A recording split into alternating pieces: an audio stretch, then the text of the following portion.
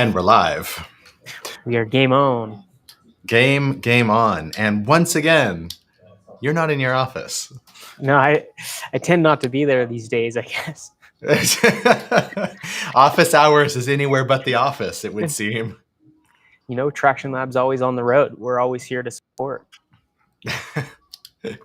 Fair enough. I apparently am not on the road to support. I am just sitting in my office here. But I will support nonetheless with answers to your burning startup questions, as we do all the time. It's an Ask Us Anything format. So if you've got a question on startups, whether it's fundraising or traction or go-to-market strategy, team timing, traction theory, terms, technology, tracking, anything you want to talk about, throw the question our way. If you're watching this live, do throw it right on into the comments.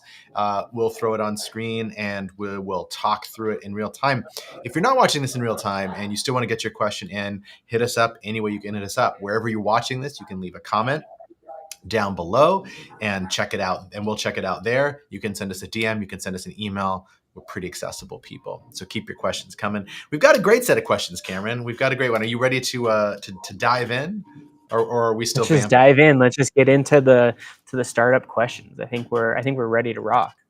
Awesome, cool. So we have a whole set of submitted questions here. So I mentioned last time we had some really good questions that we didn't get through all of them. So we still have like a chunk from this like traction and go-to-market momentum bucket, and then we also have a question from frequent attendee and viewer June Swatzel sent us a question from way up in the deep north of.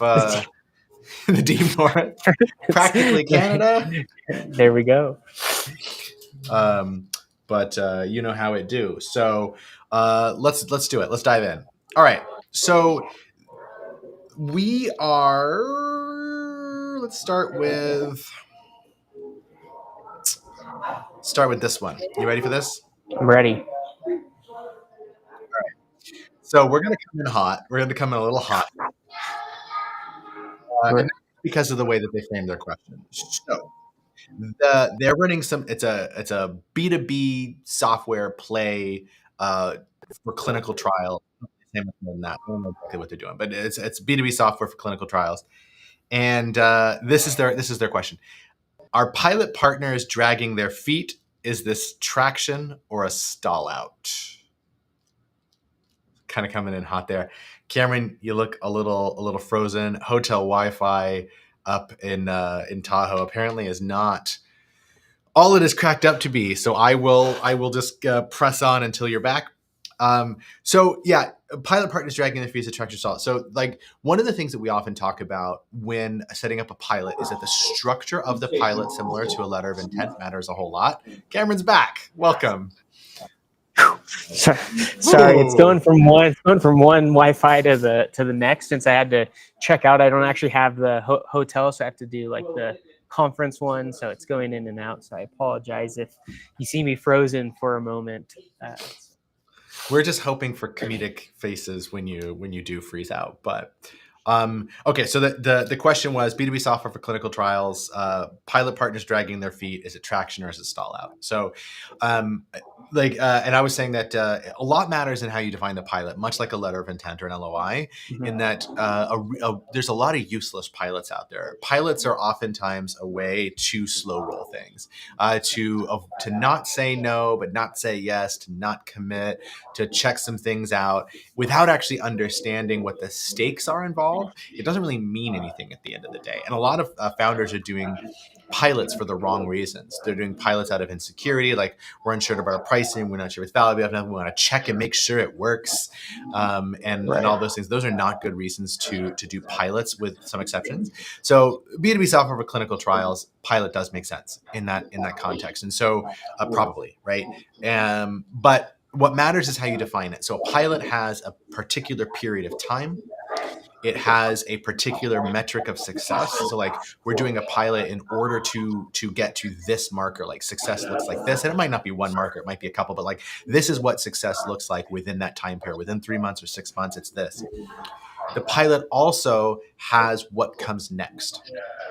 So we're doing a pilot in order to what? Are we doing a pilot like this is a one-time thing where we're just checking it out and seeing and thank you very much, wham bam, thank you ma'am, moving on, or is this actually a pilot to see if this works sufficient to warrant a contract?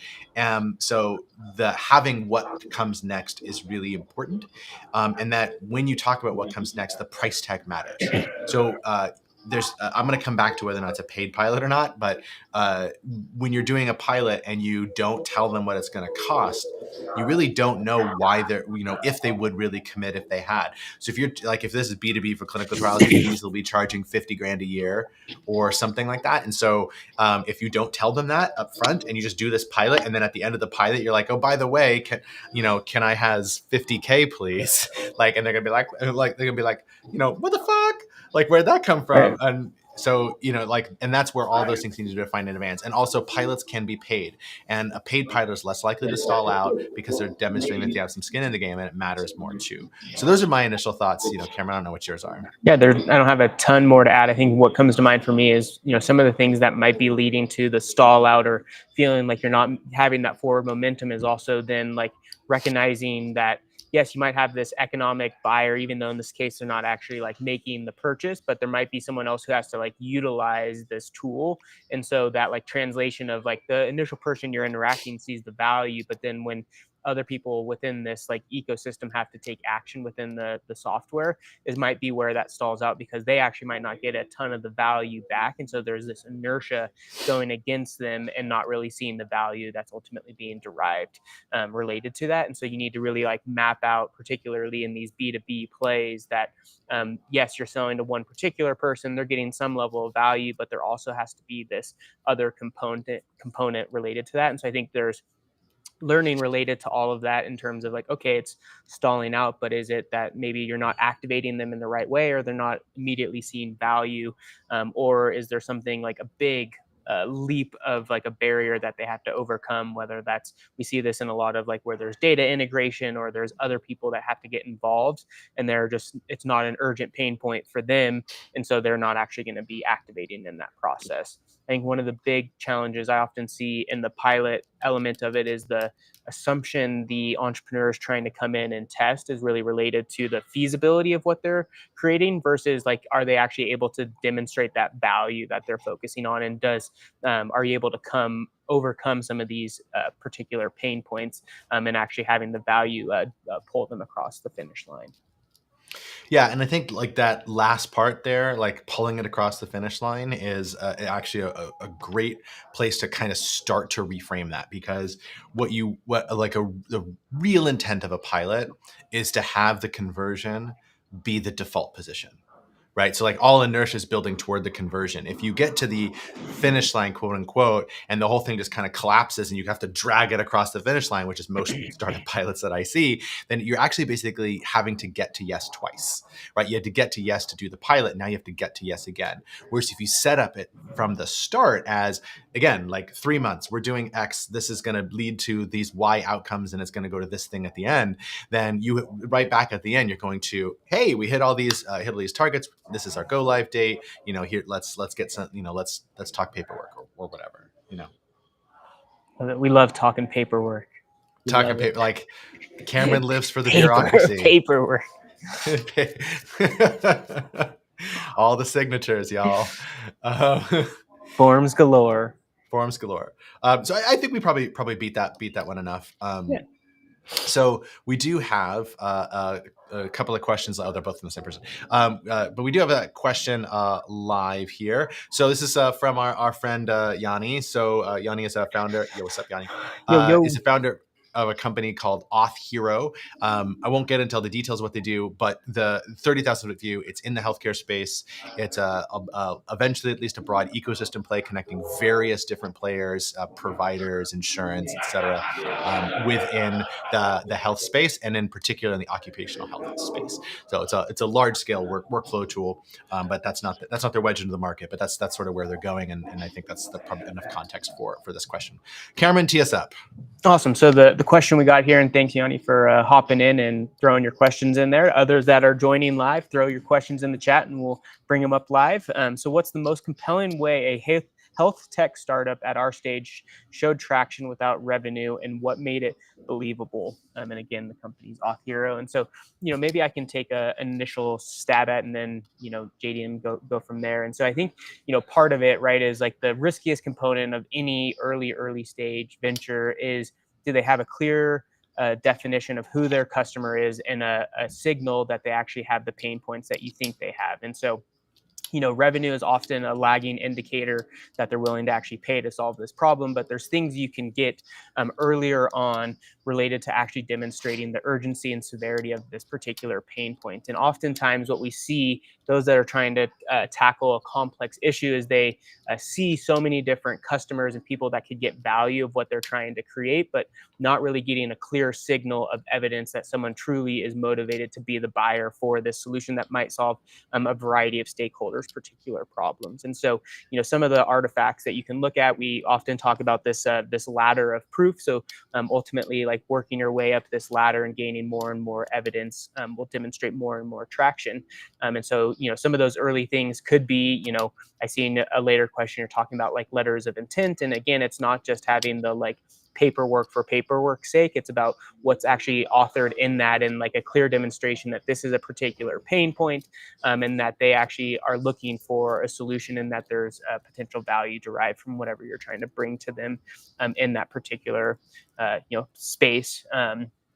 Even a lower level of traction would be, through customer discovery, having them self-report that this is one of their top, 1 to 2 problems that they're looking to have addressed now, and that they've even like tried to solve this problem, but they're not really seeing solutions out there, or the solutions that are actually out there aren't meeting their needs in X and Y way. And that's actually what you're ultimately coming in, and how you're going to position your venture in solving that particular problem. But again, part of it is revenue is that like later signal. Our goal is to have that repeatable process. And so we want to start to build the mechanisms of that engine. And so you might land a pilot because you have a connection with someone, and they're doing it because they want to do a paid pilot to support you. And they also, they do maybe have a little bit of the inkling of the pain point.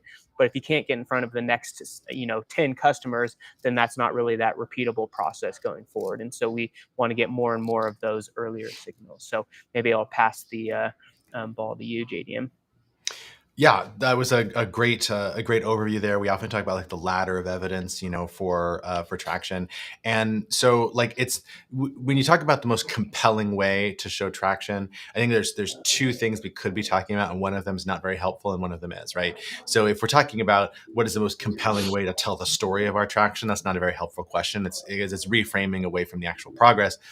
And anybody who spends time, investing into startups, which includes us, like we see right through that, right? And like the stories don't like, and then when we smell the bullshit, we run away, right? But the other side of that, of like, what is the most like compelling form of traction that we can acquire from the market right now? That's an awesome question, and so I'm going to answer that one because I'm gonna assume that that's what you meant.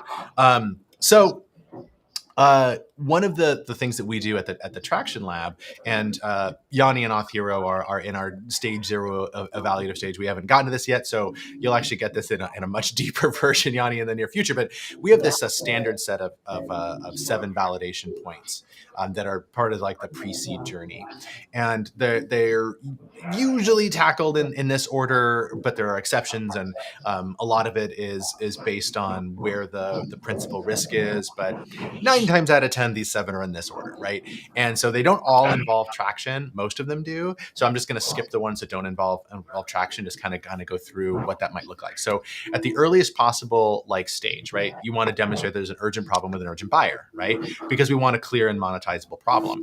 And so there's lots of different ways to gather that kind of evidence. And that could be evidence of the problem. That could be like like segmentation and the customer interviews and all the things that Cameron mentioned. Out of that, you could get some behavioral validation as well. Not behavioral validation in terms of your solution, but behavioral validation in terms of like demonstration that there's a problem. Then we've got like outside that. Then once we have like the demonstrated problem in the market, then we want to demonstrate this is the right solution. That's where we're starting to get to problem solution fit, right? Is it solving the problem in a meaningful way? And so at that point, you start looking at, okay, can we get letters of intent? Can we get paid like validated prototypes or pilots? Can we demonstrate willingness to pay? Can we get qualitative feedback on what we're doing, right? It's all those kinds of things that we're able to get into there.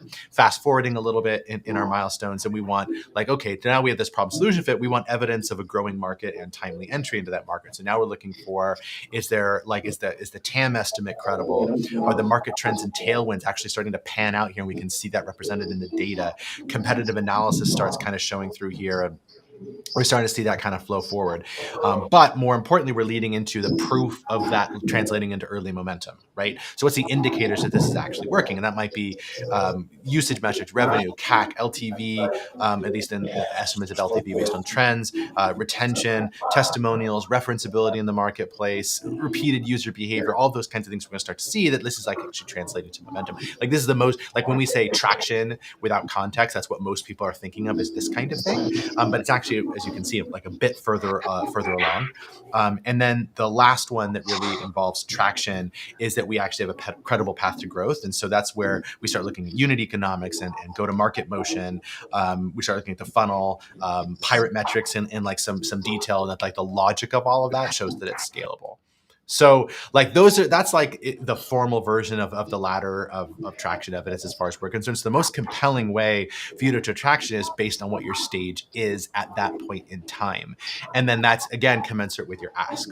So if the ask itself is for some early angel checks, for example, then you can probably get away a little bit. And I'm only speaking of traction. I'm not speaking to any of the other T's that are necessary for investment, but just in terms of traction, you can get away at that point with like an urgent problem with an urgent buyer. You have some really compelling evidence of that, and then some early evidence of problem solution fit, right? Like maybe some letters of intent or an agreement to do a pilot or something like that at that stage, and that'll be enough because that's compelling enough at that stage. But if you're actually asking for 500K, that's no longer enough, right? Like that's no longer compelling because it's not commensurate with the ask. So for your particular stage where I understand that you are, the most compelling evidence that you can bring forward is that there's an urgent problem with with a willing buyer, and that you're offering the right solution to that particular buyer. Boom. Scene. I got it right on that one. Yeah. You did get it right on this one. Yes. On the podcast, not so much. So you have to go back to get that joke. Someone will have to listen to the podcast, I guess. You have to listen, and he's referring to zero to traction there, in case you're confused about what podcast this is. Well, if you don't know, what are you? Yeah. Are you under a rock or no? I'm just kidding. Some of us are. It's just the way it do be like that sometimes. Yeah. Not everybody is one of the cool kids, and the cool kids listen to Zero to Traction. If you want to be one of the cool kids, like you need to listen to Zero to Traction and join us. So, but Yanni had a follow up on there. So and I see we have a couple of other questions. So how much weight do investors place on letters of intent versus actual usage metrics at this stage? So I sort of like implied an answer to that maybe, but like the idea is like it's dependent on your stage. Usage metrics in the early stages are actually just worthless because you don't have high enough numbers to make them like really meaningful, and so they can swing wildly. They're also the wrong problem to solve. So if like we don't care too much about usage metrics if you can't get people to sign up. Right. Like, because who cares? Like, that's not the problem. Like, will it become a problem? Maybe, but like, we'll solve that then. And there's no point in trying to solve it if we can't get if we can't even get the people in to test if the solution even works. Right. So it depends on that. So like, those are two completely different stages. So letters of intent are really like, there's some really strong weight to that at the stage where letters of intent make sense.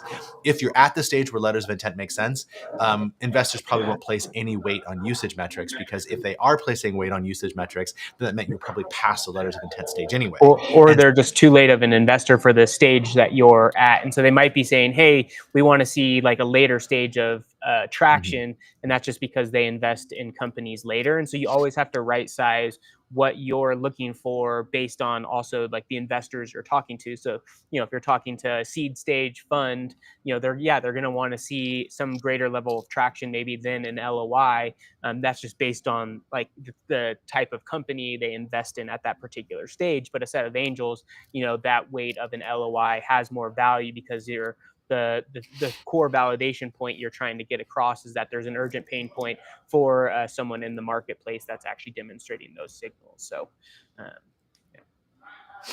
Awesome. Cool. I think there's another kind of follow-up question here related to LOIs. And I think the first part here, what would be the time frame for the customer to take action who has provided you with a letter of intent? And so I think, part of it is actually Whoopsie doodle. I think we a lost way to Cameron.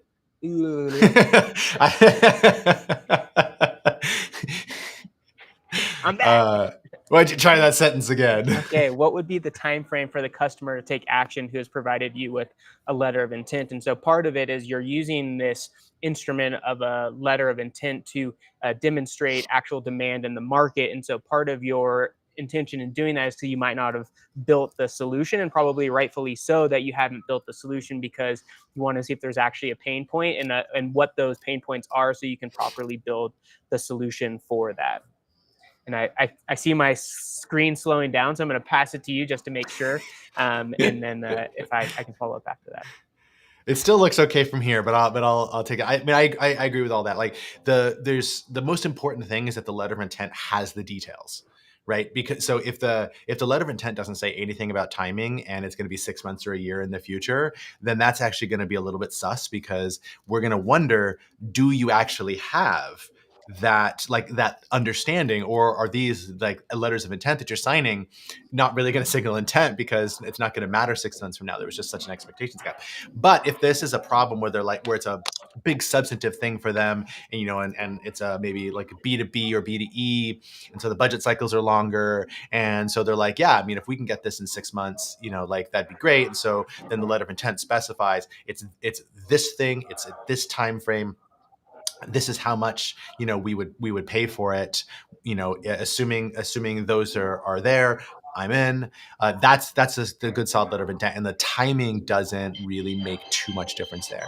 I imagine that there's an upper limit to that. Like the longer in the future that that timing is, there's probably like a decreasing impact of the letter of intent, right? Because at some point it's going to feel too theoretical, and like the person signing the letter of intent is going to be, I'm like, who cares? It's 3 years from now, right? Like, what does it matter? But that doesn't necessarily that doesn't necessarily matter that much. And like most of the time when we're talking about letters of intent, they are months, some months in the future.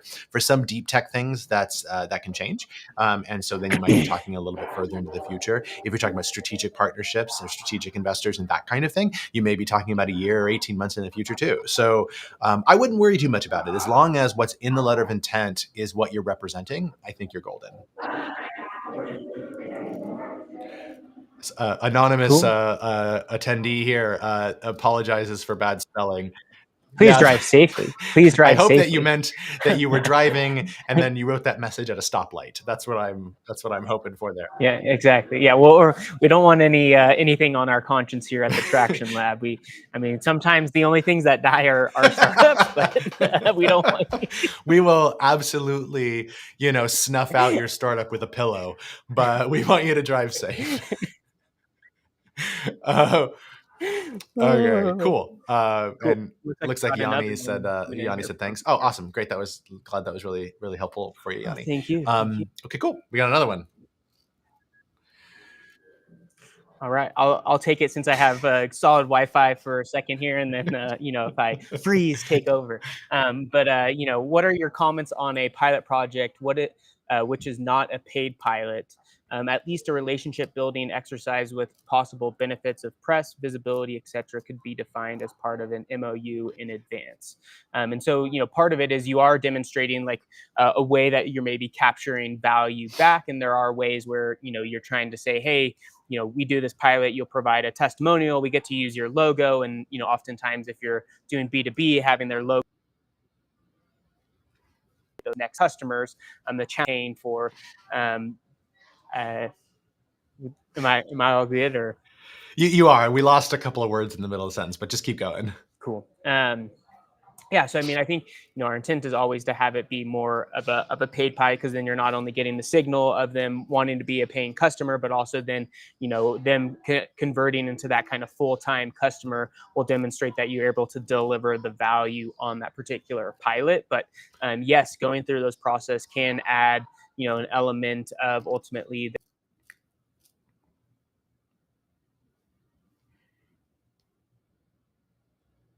All right, I'll just jump in here.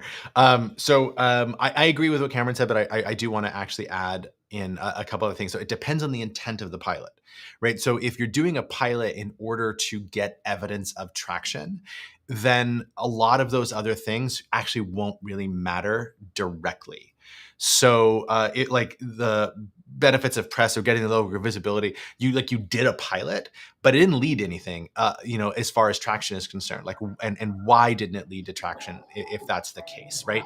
So like, if the purpose of doing a pilot, could be to like test your technology, and that's fine, I guess, but it's not evidence of traction, right? You're just evidencing that the technology works. But if you're doing a pilot with somebody and that pilot can't translate into a contract or doesn't translate into a contract, then from a traction perspective, it's either meaningless, or worse than meaningless, it's negative evidence, because they actually tried it out and they didn't buy. And so like, if the intent is to show traction, that doesn't really work. But if that's not what we're trying to do, if we're not trying to like do a pilot to get evidence of traction for investors, then doing a paid pilot in order to get other benefits is totally fine. And we see that all the time. Sometimes it's good relationships, sometimes it's strategic partners, sometimes it's, like you said, press, logos, I think was one thing that Cameron mentioned before you froze out there, and whatever else. But you just have to understand what you're buying there and what the bet is, and whether or not that's worth it in the life cycle to start, if you have a finite amount of time. And so for me, just in terms of my own approach to gambling, I would probably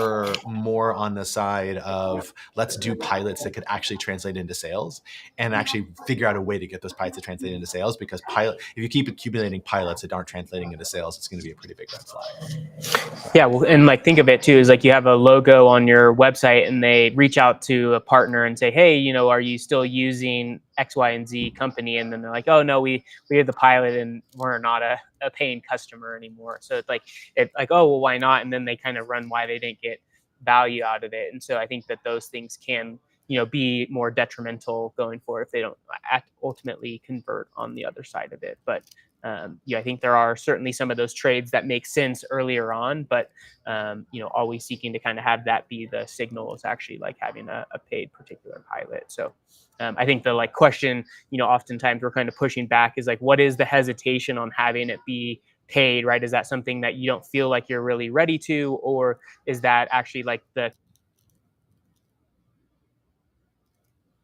one for this yet because we don't necessarily see value? Cool. All right.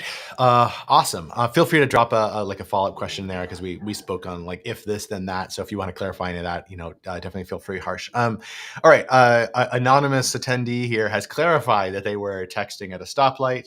So that's good. Our conscience is clear. And also it's Jane, which I'm assuming is Jane from Quo, which is a real estate app. Hey, Jane. Thanks for joining us even while traveling. All right, should we switch to one of our submitted in advance questions? Take it away. Cool. Have time for a couple more questions. This one comes from June Swassel that I said earlier. So she's got an app called Organic Nearby, which is a marketplace, if you will, to find organic produce and that kind of thing. Okay. Her question's pretty light. So Cameron, you and I are going to have to just kind of see what we can do with this. But this is the question. Okay. How do I start a conversation with vendors at the farmer's market? I'm bringing an iPad to sign them up. So I interpret this as a sales question. I don't know if that's how you heard it. Yeah, I mean, I guess it's probably like, what is your goal in doing so? One is it sounds like to get them on the platform, but also is there an element of like trying to like have learning if there's actually a particular pain point in them, not being able to sell their thing. So I mean, for me, I would come across and ask how uh, like how are they doing at the farmers market? Are they reaching the sales that they're looking for? Do they have like leftover produce that they're not able to actually sell and would be looking for other markets or customers to engage?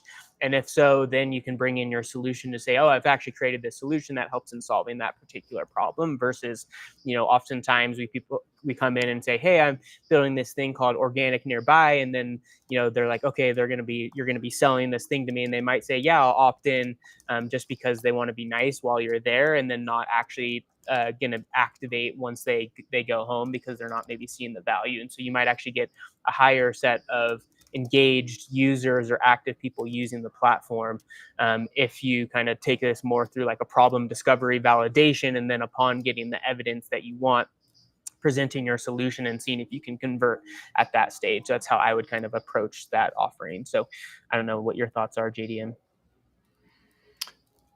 Yeah, I think for me, it really just depends on whether or not it's a sales question or not. Yeah. Because I think those are two very different conversations. And so if your goal is to like just do cold outreach stall by stall at the farmer's market, then it's a sales conversation. And I'm not a sales expert, so I don't want to like overstep my bounds there. But I imagine that there's a cultural component there. Like, how appropriate is that at a farmer's market? Are they used to, like, are there rules about solicitation? How is that supposed to work? Do you have existing relationships with any of these people, or is it completely cold? So like I have a lot of questions about how that might work. Also, they're probably like in the process of trying to peddle their wares, and so that might not be a good time to have a conversation about that, from a sales perspective. So I would then say, all right, how can we keep this as short as possible and like kick to something else? Is it whatever for you would be the digital equivalent of a business card thing, where you can just get a lead to follow up with later, so that you're just finding people that you can have conversations with. But assuming all of that doesn't work, you can get lists of vendors from usually the farmers market associations that put these on, and then try to make phone calls and do that kind of outreach at a time that might be more appropriate for them. That's all entirely up to you. But if it's customer discovery, I think those conversations go a lot easier, because people have a lot higher tolerance for having casual conversations at their stalls, when they're busy, than they do with something that's sales related. Cool. So, all right, cool. I think that's probably good, right? Yeah. I think Without more detail. we did I think we did okay. It's probably I a think 6 out of we did. 10. It was a 6 out of 10 answer, but Is that like, were we both 6 out of 10, or was one of us like carrying the other one? That's what I want to know. Did you carry my ass? Is that what happened? No, I think we could let our audience vote. Like, how good was that? Yes, we would like y'all to weigh in. How would you rate our combined answer out of 10? 1 being, wow, I could have gotten a better answer from a random dude's Twitter feed, and a 10 being, wow, that should be a TED Talk. Tell us how we did in answering June's question, and feel free to rank us individually on this, and let Cameron know how you really feel. Perfect. There we go. All right. Well, we have another follow-up question in the chat. Yannis?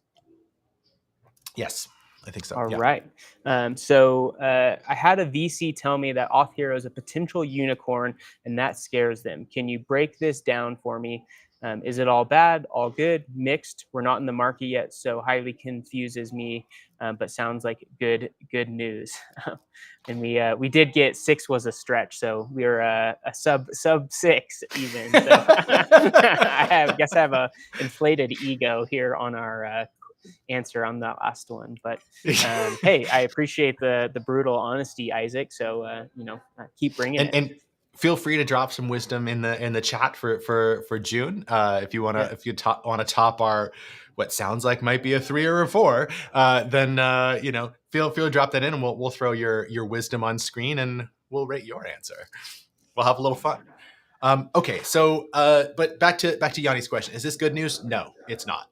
And for a couple of reasons. So the first one is like I have a few different things to say. So one is like what that like when someone says like potential unicorn and scary, they're not scared of the potential. What they're saying is that like you're too early to actually underwrite the upside of that. So like there's not enough evidence that you could be massive, but we just don't know yet. It's too early to place a bet on that kind of thing, right? Big visions are harder. They want a lot more evidence for it, and it just means like you're pitching this big vision and you don't have the evidence to back it yet. Is what's really being said behind the scenes there. This is really common to get this kind of feedback. Usually not this direct, mind you, but this. So kudos on getting direct feedback. I like it, but. It's really common in pre-revenue startups because you have like a really big vision, but the de-risking hasn't happened yet. So that's one thing that's going on here. There's another one here that could be at play, which is, and Cameron and I talk about this all the time, but a mismatch in thesis or fund strategy might be at play here. So some investors, like particularly at pre-seed, don't want the swing for the fences plays because the swings in the fences plays means they're gonna have a lot more misses. And so unless they're placing a larger volume of investments, then like they're not going to cover the spread. So they have to like a lot of those investors who like really target pre-seed really just want like singles and doubles. They're looking for more of their bets to work, like a greater volume to work, but it's with the wins all being smaller. And so like the unicorn, that sort of scares them because it doesn't align with their fund strategy or their own personal investment thesis and their own strategy there. Unicorns also often have a really long time before they pay off, and they're really capital intensive before there's any kind of liquidity, and that might not align with their timeline too. So like there could just be fund strategy and thesis misalignment with something like that as well. There's also another thing that could be happening here. I can't say for sure, but another thing that comes to mind is that like they might think that the story is bold. But that they're not convinced in terms of fundamentals, like the team and at the stage justify that kind of scale. That you might just be swinging too big, and that they don't find that credible. Right, so like you have to start with a smaller swing, a smaller little wedge, and pitch that, and then roadmap the big vision, which we see founders do all the time to great effect, right? And like I think this kind of thing in short is like saying come back once you've shown more traction, which Cameron and I probably talk about on one of our like on office hours or zero to traction or something probably every week. Talk about this idea of come back when you have more traction, which is usually just a thesis mismatch. So like if I were to put it another way, specifically for you, Yanni, don't waste your time talking to VCs. Like you're too early for VCs. So like they're not going to invest in your company anyway. And I don't think those conversations are going to be fruitful. And they're going to be telling you things about like needing more traction and not being ready. And that's because you're not ready for VC yet. You're at the friends, family, fools, maybe the early angel stage for things like that, but just aren't ready for institutional investment. The good news though, is that at least they saw the vision, right? So like that resonated a little bit. Like they do see that there's the potential for a huge market, a potential for a differentiated approach. And those things are all great. And you weren't being completely dismissed. Maybe you put it like they put the red or yellow flag on maybe being too soon, but you weren't like being dismissed as irrelevant, which is I think is also good. So yeah. Cameron, what are your thoughts? I just real quickly, I guess what comes to mind for me was like a kind of like a compliment sandwich. Was like, oh, I like if this works out, this could be big, right? So it's like, oh wow, this could be a unicorn, but I don't know that you have the evidence to get there. But keep going, you can do great things. And so I think that that's kind of just more aligned with probably not talking to the right stage of investor. And so as a way to like kind of give you that like keep going. Like if this does come to fruition, there's a huge opportunity because obviously it's a big weighty problem, but there's lacking currently the evidence of like the nuances of kind of where you're getting started and how you will get to market and actually build the startup around kind of this large theory that you have of what that particular solution in the market would look like. So awesome. Cool. Well, should we pull one more from our grab bag? Yeah, let's do it. All right, we'll do one more from our little grab bag here. Let's see, I've got a few left. Okay, I'm going to give you a little choice here, Cameron. So we've got an analytics tool, we've got a parenting app, a journaling app, and a restaurant app. Sorry, I was reading Franklin's question, trying to figure out is Cameron's really twice as big as JDM's? Laugh out loud, hey guys. So I'm not quite sure what that means. That didn't. There's a lot of ways to take that, Franklin. And if I'm being honest, I don't have access to that information, and I'm okay with that. Ooh. Franklin coming in hot. Maybe he's referring to like JDM versus Cam Law. Yeah, I guess maybe. Right? Maybe Sure. maybe that's what it is. It's just twice as big. Sorry, I Like, didn't. Sorry, so I was a little we got distracted. JDM and Cam Law. I don't know. But frankly, you're gonna have to give us some clarification here. Oh, I love it. Let's see what question. And assuming that anonymous attendee is still Jane, she is puzzled by what has transpired, and we are too. Well, I can see how that would head size is not going to make it sound any better.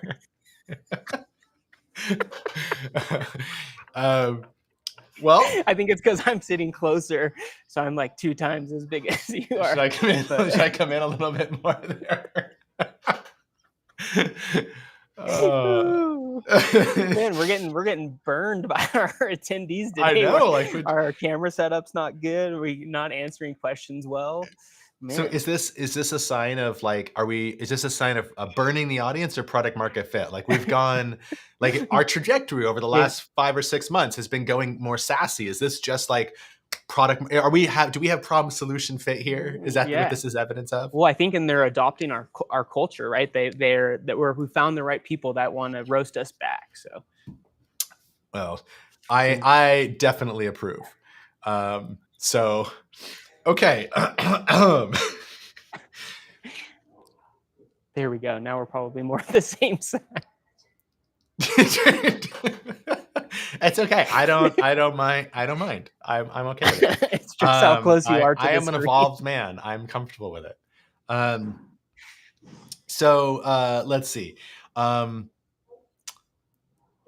Your choices are let's see. I don't remember which ones I gave you before, but an analytics app, a journaling app, or a restaurant app. Let's do the first one, the analytics app. All right. So this is an analytics app for indie e-commerce brands. I don't know what that means.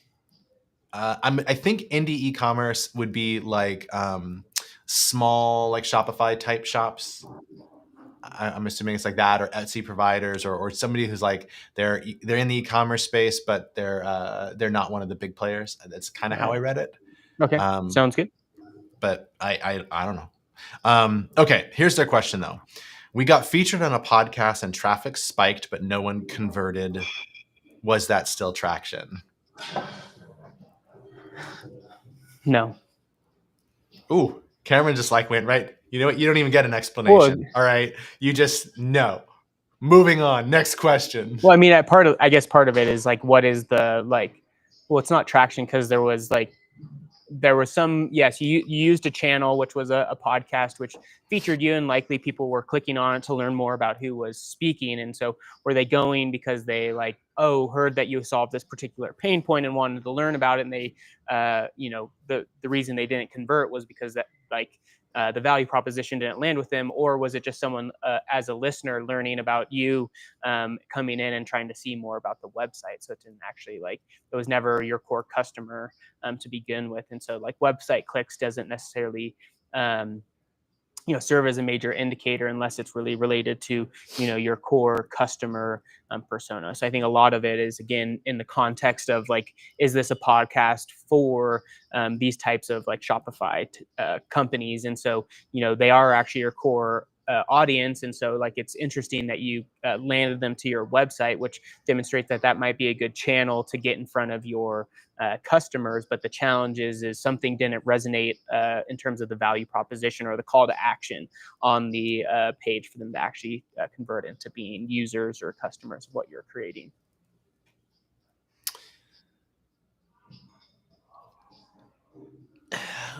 I don't disagree with most of what you said, but I'm going to disagree with the conclusion a little bit.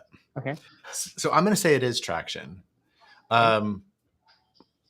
comma, and so like there's an end of a sentence that's missing, right? Is it traction? Like, is that traction of what? Right? What is the traction that we're seeing? Right?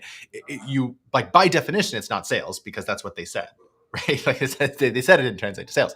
Right. So like if the appropriate measure for right now is sales, then no. If the appropriate measure is like, can we find an audience and get traffic to our website, then yes. And then we get to the question of were they the right or wrong audience? If they're the wrong audience, it wasn't traction. If they're the right audience, then it is. But now we know that like something happened after that they landed on our site that they didn't convert. And then the question becomes why. So I guess I'm not going to say yes, it's traction. But I was saying it could be traction. I think it's just dependent on some details that we don't have. But what I would really like I guess advise to explore a little bit is like empty calories is the kind of the metaphor that makes sense to be here, right? So you're driving traffic to it, and if that traffic doesn't matter, right? If it's like eyeballs but it's not intent, then like I don't care. Right. And that's not very interesting, and so that's fine. But if it is, like if that's not the case, then it's like, okay, well now we have some landing page diagnostics to do, right? And then it's like, well they our traffic spiked but no one converted. Okay, our traffic spiked, did they bounce like right away, or did they explore and not buy? Were there abandoned carts? Like we need to know more about what happened. But the first part of the question is, was this even our audience? And like to Cameron's point, where I do really agree, is like probably the case, right? It's probably that the audience of the podcast weren't really interested in your product. They were interested in you, and like, oh, hey, I've never heard of something like that. That's interesting. Let me go check that out. But they didn't really care that much because like they weren't actually the customer at the end of the day. And so what you basically demonstrated in that context is that podcasts are not an effective channel for getting in front of your customers. And so in that case, it's not traction. So I just figured I'd add that nuance there. Yeah, I mean, I think all of it is again contextual, but also then like what was kind of, if you set it up as an experiment, was like, oh, I'm going to use podcasts as a channel to get in front of this audience, and I was successful in getting the clicks of that persona. Obviously, then that is validating that traction element of that being a channel that gets you in front of the audience. Then there's an issue to tackle around, did the value proposition or whatever like needed to be done on the page not actually lead to the conversion that you're looking for. So I just probably came in with the assumption of, I often see podcasts like, sometimes we've had founders come in and talk, and they would get a number of people to click on their websites, and it would be great to get visibility, but it's not actually like a way to maybe convert your customers. Yeah, and I think that assumption is probably the right one. Like, I mean, 9 times out of 10, that's going to be exactly, the reason.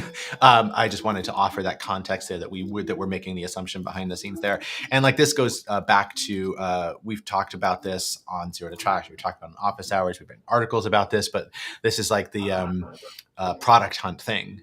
Right. Where you like, you can get a lot of traffic or maybe even signups by putting your product on Product Hunt, but it's not really going to matter at the end of the day because those people are serial early adopters. They're not really your customers. So you're getting this like false signal, this empty calories thing going on. That's just going to peter out. And then you're going to wonder why. And it's like, and then even if it didn't, it's not a repeatable strategy.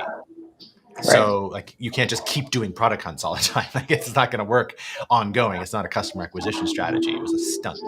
And podcasts aren't necessarily stunts, although there is a cap to that. But like, how many people can you really get in front of that way? And if it was like, for example, that we're a guest on this podcast and that led meaningfully to sales, then that might be like actually it'd be really interesting to do an advertisement on one of these podcasts, right? Which is proven strategy, like running ads on podcasts, because if you're listening to podcasts and that's great, right? Then that's fine too. So like, just there's a lot of like context here that I think is going to make or break conversations like this, but I think that's the right way to think about it. Cool. Well, that takes us to the end of our time. Yeah, very good. Well, thank you everyone for the engagement. We love the laughs. We love the transparency and honesty of how poor we're answering questions, and then do love the questions as well, keeping us on our toes and hopefully providing value to you all. And appreciate you tuning in on a Friday afternoon. Yeah, thanks, Cameron, for hopping on from way up Tahoe. Thanks for doing that. Always great to hang out, answer startup questions. Had a robust audience today, so that was awesome, and some good questions in advance. Keep the questions coming. We thrive on all the amazing questions there, and we're here basically every Friday. Sometimes we change days a little bit, but we're here every Friday. So hit us up. Happy to do that. And we're building toward our next forum for the Traction Lab. That will probably be something like September. When we get through, when we actually formally kick off, will probably be in September. So if you are exploring getting some of that, some help and partnering with the Traction Lab to make that forward progress, hit us up or fill out an application so that we can, get you one of the small coveted spots on our next forum. We basically fill up every forum that we open. So, get it in early and get your name down. Perfect. Awesome. Well, with that, thank you all. Thank you, JDM, for a fun time as always, and have a great rest of your Friday and a good weekend. So we'll see you next time. Cool. Bye. Peace.